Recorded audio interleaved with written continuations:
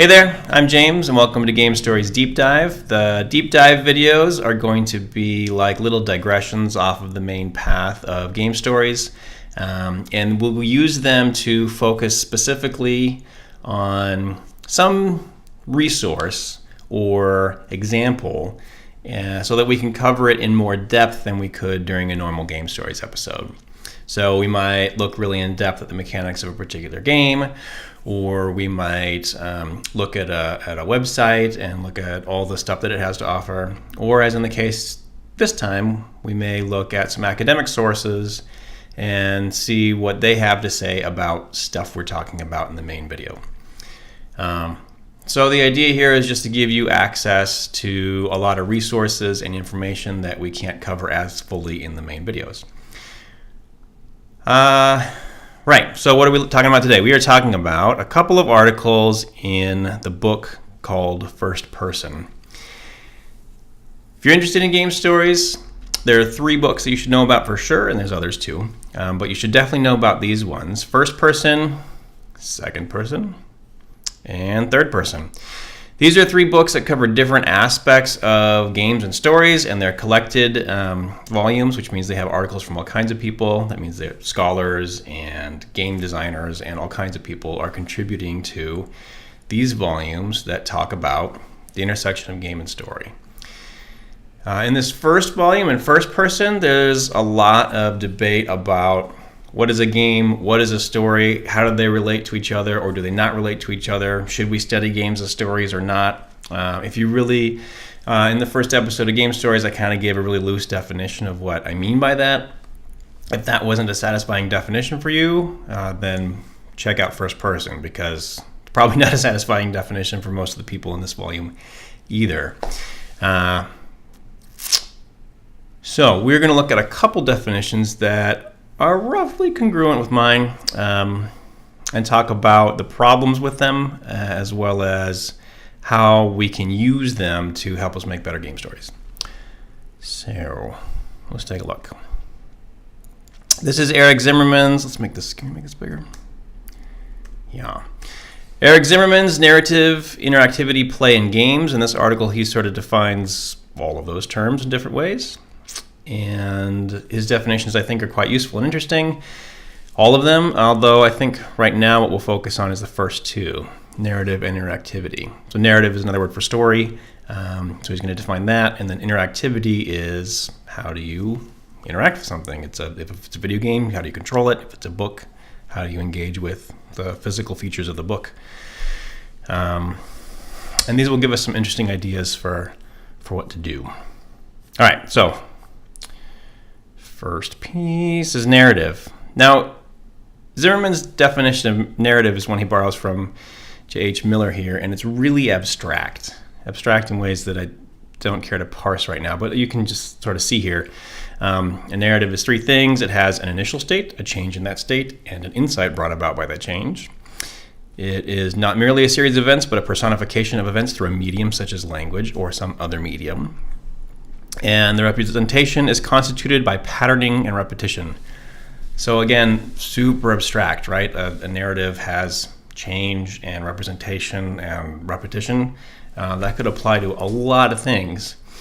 And in fact, that's why Zimmerman likes this definition, because it allows him to apply it to things like games.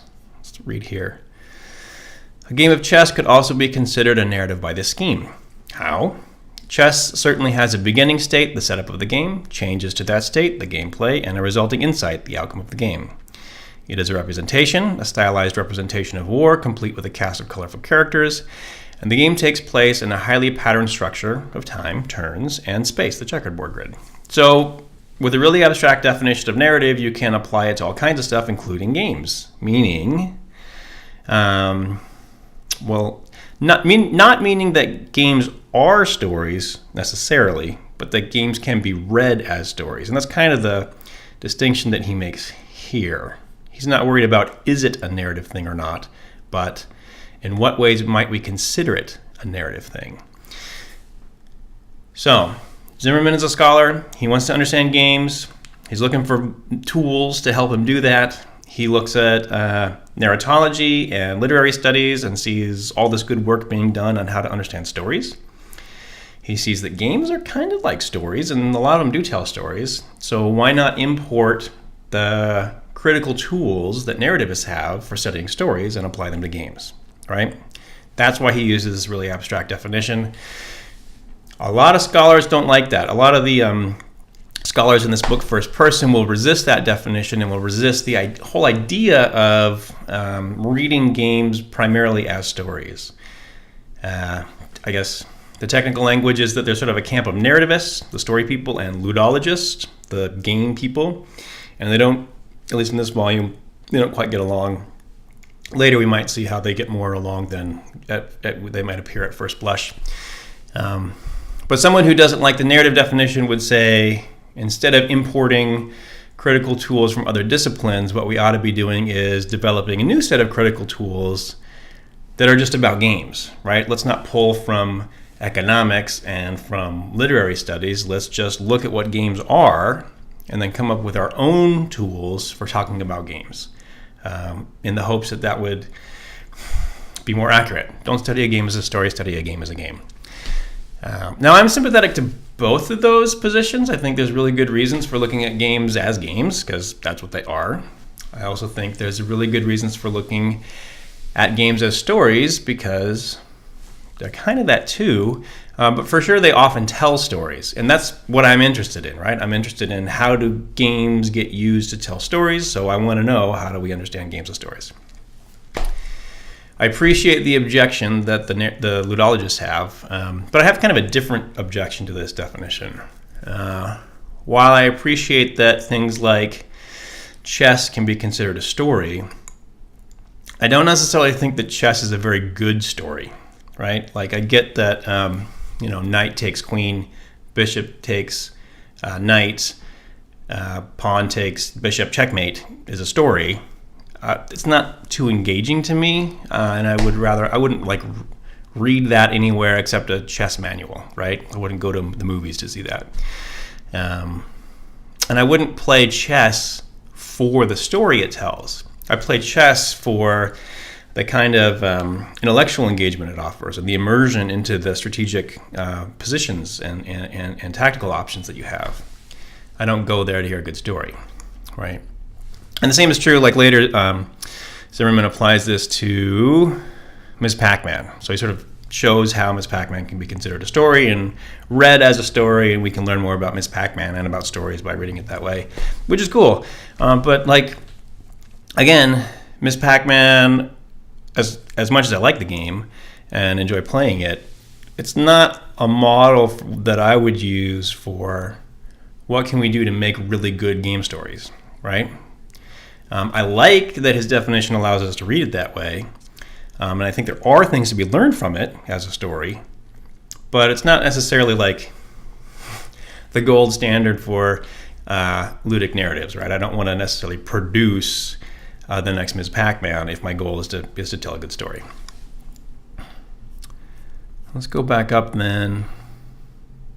So while it's useful, it doesn't do all the things that I want it to do. As someone who wants to make stuff, it sort of gives me permission to make all kinds of things, but it doesn't give me this. It doesn't give me an idea about how to tell the difference between a really good game story, or a game that's really good at being or telling a story, and a game that's just not, right?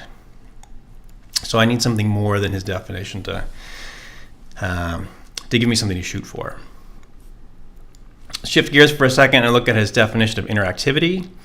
In the first video, I talked about the difference between readers and players, and I said that readers kind of just go through your text in the order that you write it and can kind of interpret it, but they can't mess with the text itself. And I said that players can mess with the text itself. They can screw it up in all kinds of ways, and that therefore players are a more complicated rhetorical problem. Zimmerman's definition of interactivity is sort of a more in-depth explanation of why that's the case. He breaks interactivity down into 4 modes. Let's look at these here. The first mode is cognitive interactivity, or interpretive participation. And this is what I was referring to when I said that readers can reinterpret your text in ways that you didn't intend. that can take your novel and give it meanings that you didn't necessarily intend for it, and even read against the grain in a lot of ways. And that's a form of interpretation. That's a way that readers can mess with texts. And that's true of books, that's true of video games, that's true of any cultural product, from an article of clothing to a dish at a fancy restaurant or whatever. Second mode is functional interactivity or utilitarian participation with a text. And notice here that his examples are all mostly from books. That book that you read or reread, did it have a table of contents, an index, graphic design of the pages, paper stock? How large was the book? How heavy? In other words, when you read a book, you functionally interact with it. You have to turn the pages in order to get more text, and you have to learn how to navigate the text. Like in a textbook for a class or something, you're going to learn how the chapters work and how the index works and how to use the different tools that the book offers to read itself. And again, functional activity applies to all kinds of cultural products. You eat a plate of pasta, you watch a movie in a certain way, by engaging with the technology for it, etc. You play video games with the platforms that you have. Skipping to mode 4 is meta-interactivity or cultural participation with the text. And this means, he says examples come from fan culture, etc. This is just like when you sit down and discuss or participate in the broader cultural implications of a text. And that could be like you join a book club and you talk about a book every week. That's meta-interactivity or cultural participation. Or if you write Harry Potter fan fiction, that's meta-interactivity or cultural participation. If you, find a way to mess with the video game and make it do something funny, and then you put that on YouTube, cultural participation in the text. Or even if you just do like let's play screencasts or something, cultural participation. And applies to all kinds of media. Mode 3, though, is probably broader than games, but is very much, games are very much about this. He calls it explicit interactivity or participation with designed choices and procedures in a text. So he says that applies to a hypertext novel, which is like a novel, a website, but it's a novel, or the rules of a surrealist language game, etc., etc. But this is what we're talking. This is what all of the examples that I offered in the first episode were. They were like games, right? You had choices to make. There were systems that you needed to interact with explicitly, and that's what produced the story. And this is something that games have that a novel doesn't, or that a movie doesn't. Those forms of media don't have explicit interactivity. They're not designed for you to make a choice and change the outcome of the media. Right? The book is just in order. The movie is in order. The game is open to you messing with how you're presented things, right? The same way websites are. So, why does that matter? Well, it matters because if we're going to write really good game stories, we should take that into account. If we're going to write really good game stories, then we want to take full advantage of the medium and tell stories in this medium that can't be told in other media, right? We wouldn't make a game just to tell a story in text that starts at the beginning and ends at the end in a straight line. We would at least interrupt that linear narrative with some kind of puzzles or interactivity so that it didn't feel just like, why am I not just reading this in a book, right? We want to make sure that our game stories are designed for explicit interactivity and take full advantage of that. So we want to design choices and procedures into the text.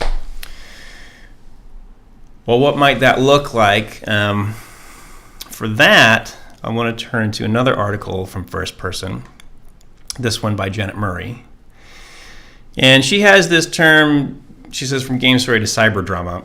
And you can read this whole article if you like to see her parse the difference between those two and look at examples. And cyber drama is kind of like the best next step of the evolution forward, right? We want to be on the holodeck. Hamlet on the holodeck is one of her books. And the idea is, like on Star Trek The Next Generation, they go in that room and they can be in a Shakespeare play, or they can be in Robin Hood or Sherlock Holmes or something, right? Which turned out to be a bad idea, the Sherlock Holmes one. But anyway, she's like, that level of interactive fiction would be a cyber drama. And she's like, let's go for that. I really just, instead of watching her parse these definitions, I want to skim to the end of her article, because I think she gives us something pretty good to shoot for here. Here it is. The more useful question, and I agree with this, the more useful question is, how do we make a better cyber drama? And for me, I would substitute the word game story. How do we make better game stories? She says, one criterion that I have found useful, and this is exactly what I'm looking for. I'm looking for criterion, that is, ways to tell if a game story is a good story, or if it's just like a good game like Miss Pac-Man. One criterion I've found useful is the concept of dramatic agency. What's that, you say? Agency is the term I use to distinguish the pleasure of interactivity, which arises from the two properties of procedural and participatory. A little heady. When the world responds expressively and coherently to our engagement with it, we experience agency. And she's talking in general, like in life. She's just talking about agency right now, not dramatic agency.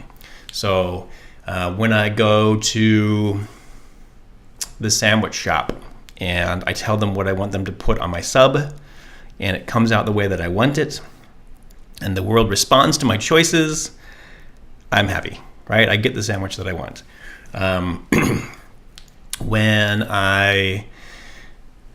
I don't know, participate in basically anything in life where I get to make choices and they matter, that feels good to me, because I got to make a choice that made a difference in my life and maybe in the lives of other people, and it felt good. I felt empowered, right? She's saying that's when you experience agency. But dramatic agency is a little bit different than that, right? It's not in my real life, it's in a game story. Skim. Word processing programs. In an interactive story world, the experience of agency can be intensified by dramatic effects. People like making choices that matter in their own lives.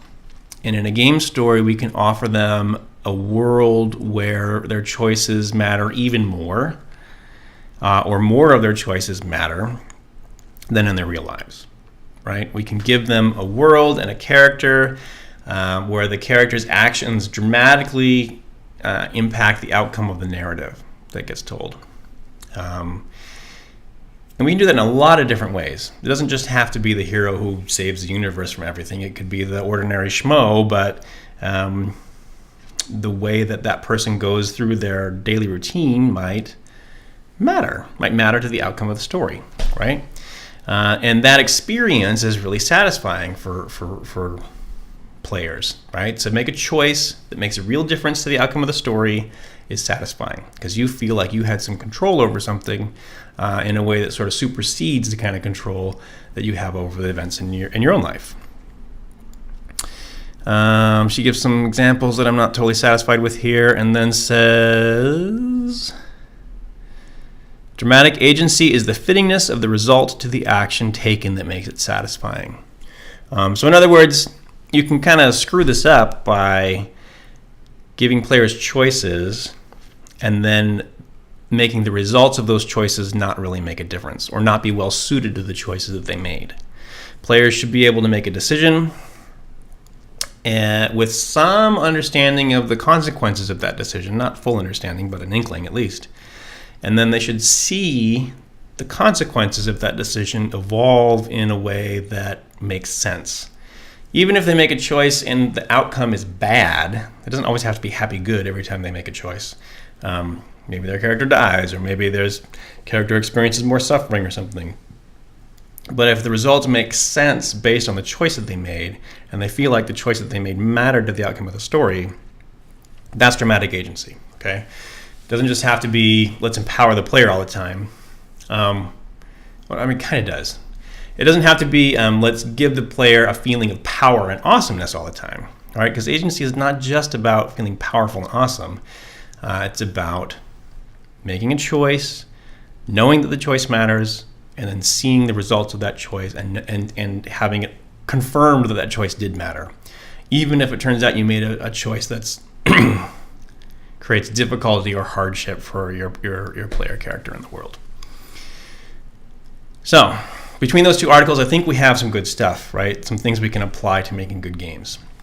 As we move forward, what we want to know for sure, what we want to have as a goal is, let's make games where the player can make choices that matter. Let's give them an experience of dramatic agency, because that takes full advantage of the kind of interactivity that games offer that other forms of storytelling don't, right? So I'll leave it at that. It's just a quick glance at a couple scholarly articles, and we'll probably return to this book, or at least to the series again as we go. I think there's a lot of good stuff in here, and even if the articles don't always agree, it can be good to read through them and see what the kind of arguments they're having are, and then think about what kind of stories might we make if we took this scholar seriously, or what kind of stories might we make if we took that scholar seriously. There's a lot to be learned from these folks. So anyway, that's it for this one. In the next episode of Game Stories, we'll take a look at branching narratives, and then I don't know what the next deep dive is going to be. Probably something related to that. Anyway, hope that was informative or interesting. Hope you go check out those books. I should show you where I'm looking at those. I showed you these images on Amazon, but I was actually reading them off of a site. We gotta pull this out a little bit. Off of the Electronic Book Review, which has the text, I think of all of the articles from all of those books available for free online. So if you look for the first person thread, which is up here on electronicbookreview.com, you should be able to skim through all that kind of stuff. And I would encourage you to do so. Go over there and just flip through the, click on first person there, and then just skim through the list of articles and click on whatever titles seem most interesting to you. All right. And that's the even deeper dive that you can do based on this. Anyway, that's it for now. Hope you stick around. If you've come up with something interesting from reading through the sources, or if you want to comment on something I've said about the definition of stories and games, or you have a good idea maybe about how to construct a narrative game so that it provides interesting choices to players, choices that matter, feel free to leave those comments below. And otherwise, I'll see you next time. Thanks.